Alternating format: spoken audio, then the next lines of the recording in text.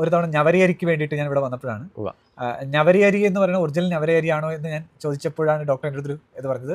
ഈ ഞവരയരി എന്ന് പറഞ്ഞ സംഭവം അല്ല മാർക്കറ്റിൽ അവൈലബിൾ ആവുന്നത്, അത് ചുവന്ന അരിയാണ്. എല്ലാവരും ഈ ചുവന്ന അരിയാണ് മിക്കവരും കൊണ്ടുപോയിട്ട് ഞവര ആയിട്ട് ഉപയോഗിക്കണമെന്ന് പറയും. ഇപ്പം നമ്മുടെ ഞവര കർക്കിടക കഞ്ഞിക്ക് വരെ ഉപയോഗിക്കുന്ന അരി ചുവന്ന അരിയാണ്.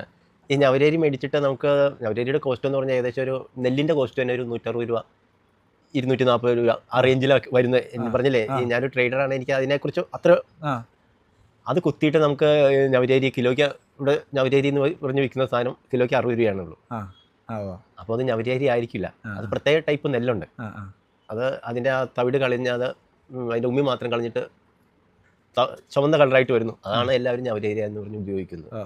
ഞവരരി കണ്ടാൽ അല്ലെങ്കിൽ ഞവര നെല്ല് കണ്ടാൽ ഇത് ഞവര നെല്ലാണ്, ഇത് ഞവര നെല്ലല്ല എന്ന് കണ്ടാൽ തിരിച്ചറിയാനുള്ള എന്തെങ്കിലും ഐഡൻറ്റിഫിക്കേഷൻ. ഇപ്പോൾ ഞവര നെല്ല് തന്നെ ഇതിൻ്റെ ക്വാളിറ്റി ഇതുണ്ട്, ഇത് വെള്ളത്തിൽ താഴോ അങ്ങനെ എന്തെങ്കിലുമൊക്കെ ഐഡൻറ്റിഫൈ ചെയ്യാനുള്ള സാധനം ഇതുവരെ ഞാൻ 25 വർഷമായിട്ട് എനിക്ക് അറിയാൻ പാടില്ല. ഇനിയിപ്പോൾ ഉണ്ടോയെന്ന് അറിയണം.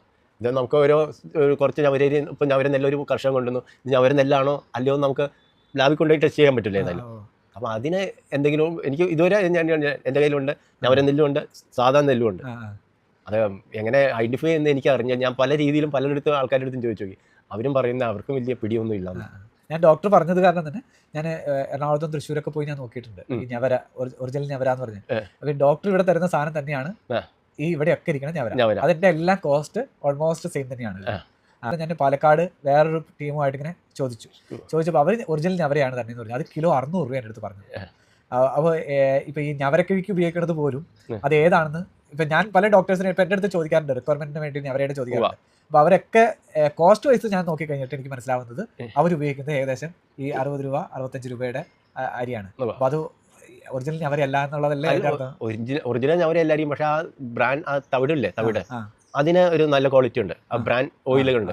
അതുകൊണ്ടാണ് ഒരു 90% ട്രീറ്റ്മെന്റും ഈ ഞവരക്കിഴി മറ്റു കാര്യങ്ങളിലും ഉപയോഗിക്കുന്നത്.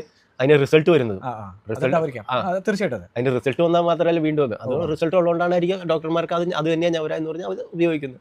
ഇത് ഐഡന്റിഫൈ ചെയ്യാനുള്ള യാതൊരു മാർഗ്ഗവും ഇല്ല. ആസ് എ മാനുഫാക്ചറർ ഞാനും അല്ലെങ്കിൽ ആസ് എ ഡോക്ടർ എല്ലാ ഡോക്ടേഴ്സും അറിയാതെയാണ് അവരെ ഞവരാന്ന് പറഞ്ഞു മേടിക്കുന്നത്. ശരിയാണ്. ഞാൻ എൻ്റെ കയ്യിൽ ഞവരിപ്പുണ്ട്, ഞവര നെല്ല് കാണിക്കാം. ഇത് ഒരു കർഷകൻ കൊണ്ടുവന്ന ഞവര നെല്ലാണ്.